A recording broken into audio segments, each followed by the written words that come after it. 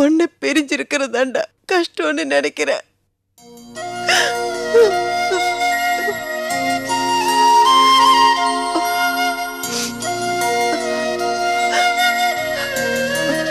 பரவாயில்லப்பா, எதுவுமே ஆரம்பத்துல கொஞ்சம் கஷ்டமா தான் இருக்கும், போக போக பழகிடும்.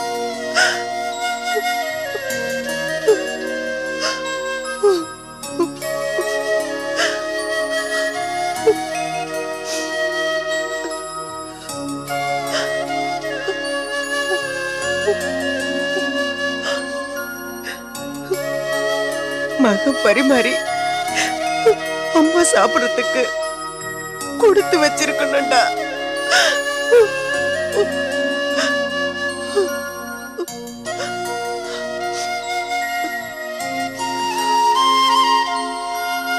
சரி, நீ கிளம்பு மாணிக்கம். இல்லம்மா, பரவாயில்ல. இல்லப்பா, அங்க எல்லாரும் இருக்காங்க, நீ போப்பா போ. இல்லம்மா, கொஞ்ச நேரம் இருந்துட்டு.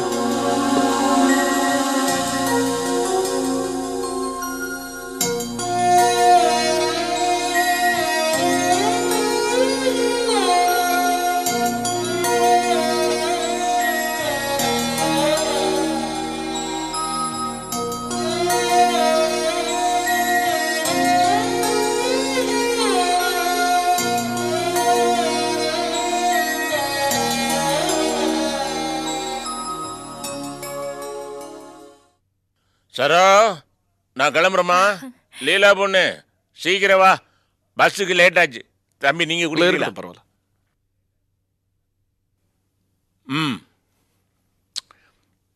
இந்த வாட்டி சரோ வீட்டில் பால் காய்ச்சி சாப்பிட்டு இந்த லீலா பொண்ணுக்கு இந்த எக்ஸ்சேஞ்ச் எம்ப்ளாய்மெண்ட் எக்ஸ்சேஞ்ச் கார்டு எதோ இருக்குது, ரெனியூ பண்ணணும்னு சொல்லிச்சு.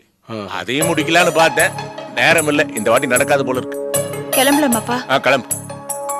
லீலாவோட எம்ப்ளாய்மெண்ட் எக்ஸ்சேஞ்ச் கார்டு விஷயமா தான் வந்தீங்களா? அதுக்குன்னு வரல தம்பி, பால் காய்ச்சி சாப்பிட்றோமே, அதே நேரத்தில் இதையும் முடிக்கலன்னு பார்த்தேன். அடுத்த வாட்டி தான் நடக்கும் போல. இல்ல, ஏன் கேக்குறேன்னா, வந்தது வந்துட்டீங்க, லீலாவை இங்கேயே விட்டுட்டு போயிட்டீங்கன்னா நாளைக்கு நான் எப்படி ஃப்ரீயா தான் இருக்கேன், நானே எம்ப்ளாய்மெண்ட் எக்ஸ்சேஞ்ச் கூட்டு போயிடுவேனே. அப்பா, இது கூட நல்ல யோசனையா இருக்குப்பா. இந்த வீடு புதுசா இருக்கு, பழகிறதுக்கு கொஞ்ச நாள் ஆகும். அது வரைக்கும் லீலா என் கூட இருக்கட்டுமே. சரி, இருந்துட்டு வரட்டும். இருக்கியா? இருக்குப்பா. இப்ப நான் கிளம்புறேன். சரி வரேன் தம்பி. வாங்க.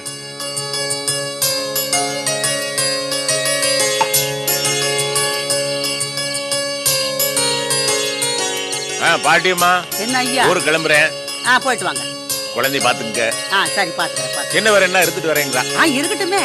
சரி, அப்ப நான் வரட்டுமா?